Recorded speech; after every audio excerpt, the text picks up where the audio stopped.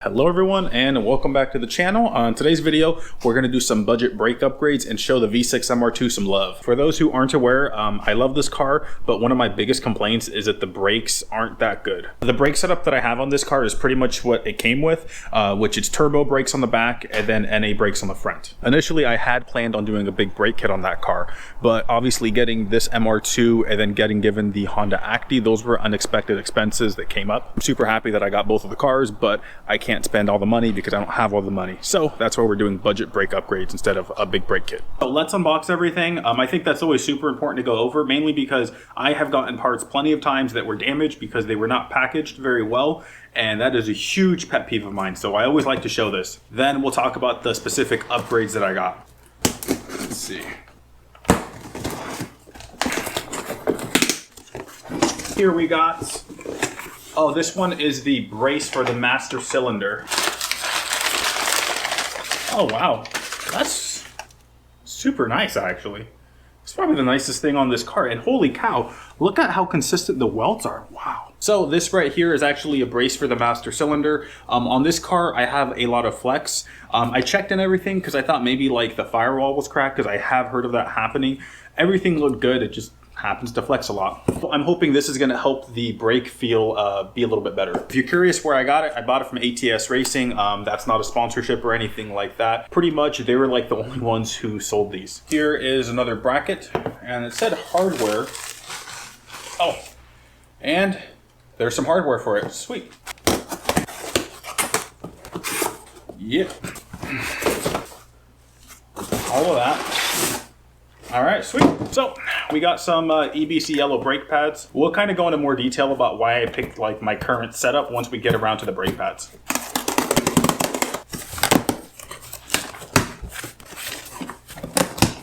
Here, I got just some blank rotors. Now that we got everything out of the boxes, we'll just go get started, and we're gonna start with the master cylinder brace. Well guys, the process looks pretty straightforward. I looked up on ATS Racing's website real quick, as you can see. They got that picture there. So it seems like there's 3 bolts that I undo. This should just slide in, then all I have to do is adjust that end so it touches the master cylinder.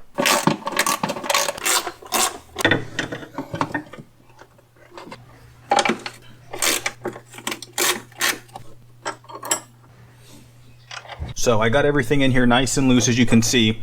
So there's play here so that I can bring it up and I can center this with the master cylinder and then just snug everything in place.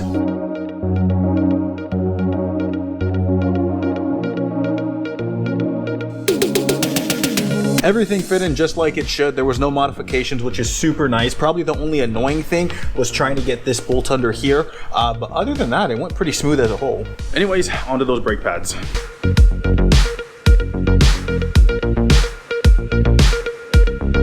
Now that we're getting to the brakes, I'll kind of explain my reasoning behind stuff. First of all, I gotta admit that actually getting a big brake kit would probably be overkill for this car. Heat dissipation is not going to become an issue during autocross because the runs are so short. And then in terms of like open track days, to be honest with you, this car has so many hurdles to overcome before it can be hot lapped. So this probably won't see a track day for a while. So when I consider the fact that the only thing I really need is I would like more braking force, it's pretty much a no-brainer just to get some more aggressive pads.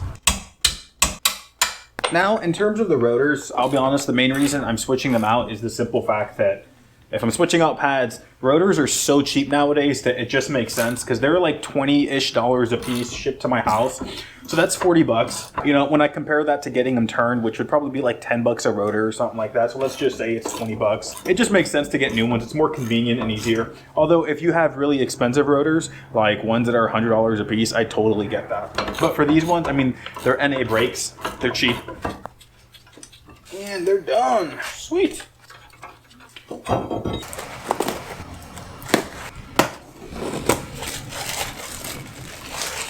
Well guys, we're gonna put it back on. She fits perfectly fine. Can't forget to wipe it down. That's always a given. You always want to wipe these down because these tend to be coated in, I actually don't know what type of liquid it is, but something that prevents corrosion. You could even see how dirty it is there. That should do it. They come with these backings that just kind of stick on. They have adhesive on them to help minimize squeak. That was a close one. So one of the things I just realized is there's no new brake hardware, which is nice because that's something I actually like to replace. I totally spaced that the EBCs don't come with them. It'll make do. It's not the biggest deal in the world. It's just nice to be able to replace them anytime I replace the pads. Boom. Now that we got those done, I'm actually going to wrap up the other pads just to try to make sure I don't get contaminants on them. So the brake caliper is not going back on, and I think it's because of these. The piston and the brake caliper itself is already like pushed in all the way. So I'm going to take off this backing plate, and we'll see if that makes a difference. Well guys, it's actually the next day. I ended up walking away from the car because, well, I was just getting a little frustrated, and when I'm frustrated, I know I don't work well. Even though I have Layla here and I'm working on her, I figured out what the problem was. The issue was the guide for the slider bolt, so that allows the caliper to move back and forth, was just seized up, and I didn't realize that at the time. So instead of being able to move like this, like it should, it didn't want to move at all because it was seized. Luckily, that's actually a really easy fix. I can pull it apart and then grease everything up, and it should be okay. Anyways, I am really happy that it was just a small issue, and I guess if anything, it was a good lesson that, you know, don't get frustrated over small things, because if, you know, I would have taken 2 seconds to really think about it, I would have realized that was the issue. That's pretty much all we got for this video, but definitely stick around in the coming weeks. The coilovers finally get here for this car, and then I got some other plans for it, so we'll be seeing a lot more of her. Anyways, thanks for watching, and I'll see you guys in the next video.